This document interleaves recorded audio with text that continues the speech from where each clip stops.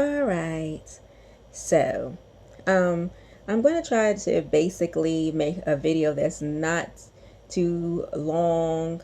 I want to stick to the facts of the reason why I'm making a video, um, so that uh, people will be able to follow it and not lose interest, because I'm a person who's long-winded, and I probably need to break these videos up into um, increments, so that they just don't get too long.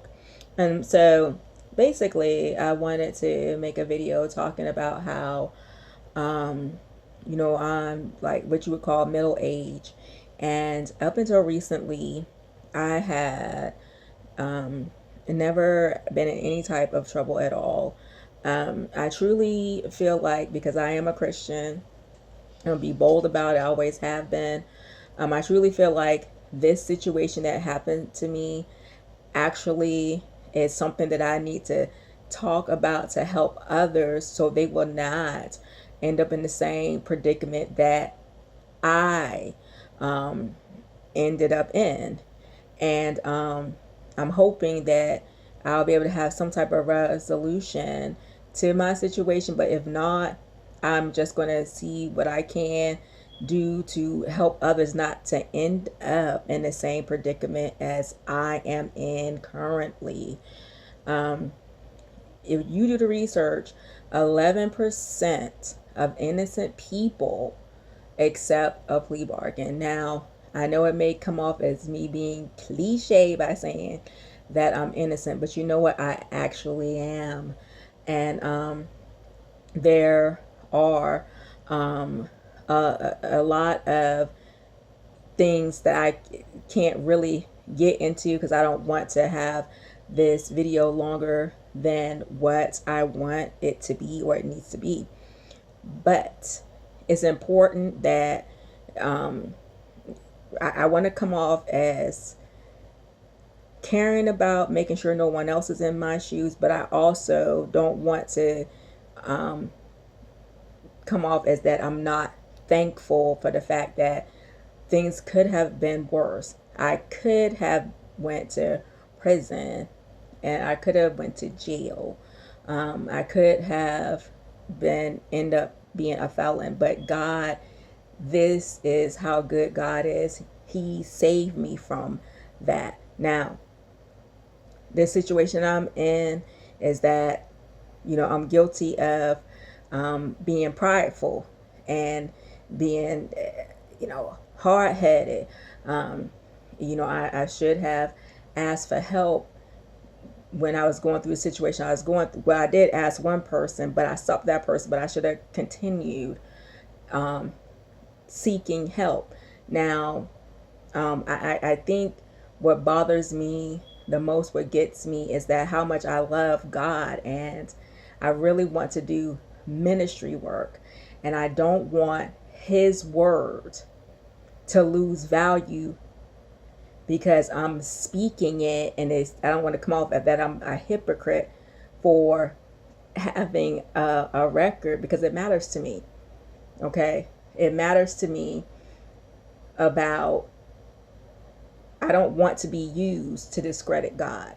So at the same time, He's commanded us, Christians, He commanded me to fear not. So I know that everything happens for a reason, but we cannot dismiss the fact that I'm not gonna come up and say that the justice system is flawed, and I always had faith in the justice system. I never been in trouble, so I always had faith in it, and I felt like I'm innocent. It's going to work for me, because America's justice system is one of the top good justice systems, you know. But sadly, it didn't work in my favor.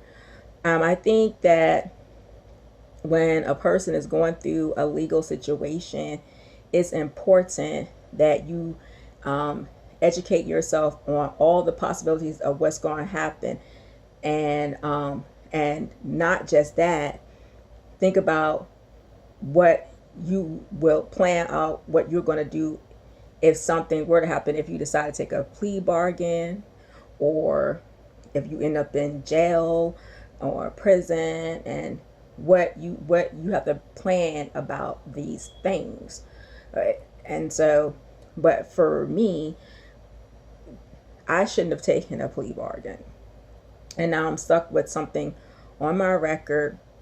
And when people look at your record, they're judging you. They're going to judge you. You can't explain, well, this is the reason why I have this situation that's on my record. You can't do that.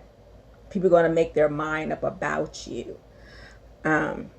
So yeah, that's where I'm at.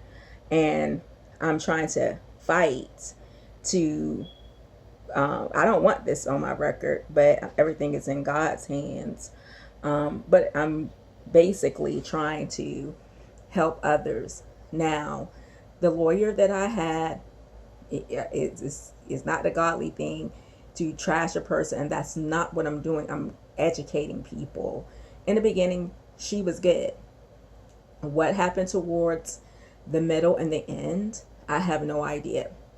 But who is representing you is everything to what happens with the court case. It's your life. It's your freedom. It's your life. It is your freedom. And, you know, I felt like people who get into the legal field, they always supposed to care about defending other people and helping people. But I guess everybody don't get into the legal profession for those things. But yes. So the situation for me, bottom line is, I had a charge, and charged with a felony. I was facing 20 years. God was good because I didn't get any of that. In fact, before court was done, every time I talked to someone about my case, everyone would remind me of what I was facing. It was like, you're facing 20 years, right? You're facing 20 years. And I thought that was my name at one point, 20 years. But I'm just trying to lighten up the situation. But, and I had someone that's close to me that was saying, you're black in Virginia. You're going to see you in jail, see you in prison. You're going to get time. Okay, all right. You're going to get time. There's no way you're going to get out of this. So, but God had other plans for me. And so I'm thankful in that aspect that I can talk about this situation. But back on track. So I found this lawyer, that she was willing to take my case. And, I told her about what happened with my case. And she accepted it. And we went over what I was to pay her. Now, I paid her everything up front for her to represent me in the first part of my court journey, because I felt like I'm in general district court and I'm innocent. I shouldn't have to, go forward any type of way. If she represented me correctly, there'll be no reason why for me to at all have to, for it to drag on. And mind you, my court case dragged on from February, and it just got done in November. Yes, it was a long time. Much of it was the prosecution. They kept putting in continuances for different things. And even I was talking to her, I was like, what about my right to a speedy trial? They keep doing this. They keep coming with excuses. And I want to be treated fairly. Okay. So it was so many things that was going on that just wasn't right. And basically, I just got messed over. And so fast forwarding to November 2nd. The day before, I was talking to my attorney, and she was like saying, did you get this email, the response from the prosecutor? And I was like, no, I did not. And so I opened it, and I was supposed to have received this email in June, and I have every email I sent to them and every email they sent to me, and they did not send me that email. And it was basically accusing me of all these things, and saying this and saying that. And I'm like, so basically I had the choice to go forward and have the trial on the 2nd or accept the plea. So there's no way she would have been able to negate the things that I'm being accused of the day before court, because she needed to be prepared for, and she wasn't. So I knew if she went to court basically unprepared, I definitely would have went to jail. So that's why I accepted the plea bargain. Now, what the reason why I'm upset about me having to accept the plea bargain is what I've named already, how she dropped the ball. And she even told me like a month before that she was going to stop her resources on my case, and she had people who were out sick and on vacation, and she wasn't going to use her resources on my case anymore. So I had all this going on, and I was just being treated unfair. So these are the facts. It's not my feelings. My feelings would be that I have 2 sons, and my youngest is autistic, and I don't know what would have happened with him. No, that's feelings. Facts is what I'm speaking about. How she dropped the ball. The fact is how she talked to me. It wasn't right.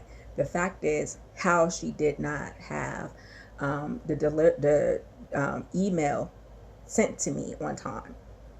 So she did not represent me to the best of her ability. And so I'm making this video too because it was an attorney I seen on YouTube, and I got more information from this YouTuber than I got from my own attorney. So I'm long-winded. I admit that. That's the reason why during the time they were dealing with me, my attorney would deal with me, they would send me to voicemail because I talk a long time. And plus, this situation was very stressful. And so, I would talk a long time, and it was just a lot on me. But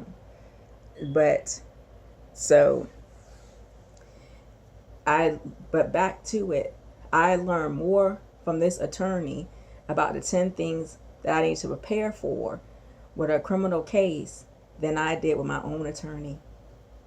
In fact, after I watched the video that I came across of him on YouTube in June, I wrote an email to my attorney, my lawyer.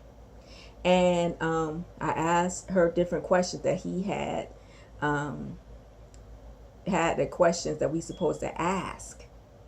And, I wrote with my email, and I basically quoted some of the things that he said, how I'm supposed to help them to help me because it's my freedom. Okay? All right.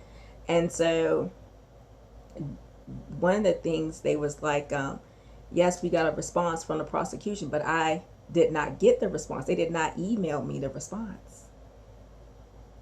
And nothing happened after that time. They did all those months. So let's think about June, July, August, September. Okay, all right, October, November. All those months. That's seriously fumbling the ball. And all the while, this is my life. Now, please don't feel like I'm being ungrateful and bashing her, but I don't want the same thing to happen to someone else. fast forwarding, I could have put in an appeal for um, for not wanting to accept the plea bargain, but it had to be done in 10 days. By the time I found that information, that was a day before the 10 days, and I ran out of time. So I don't want someone else to be in the same predicament as me. And that's the reason why I'm making this video, and I hope it's going to be useful, but I will be making different parts of it. But this is part 1.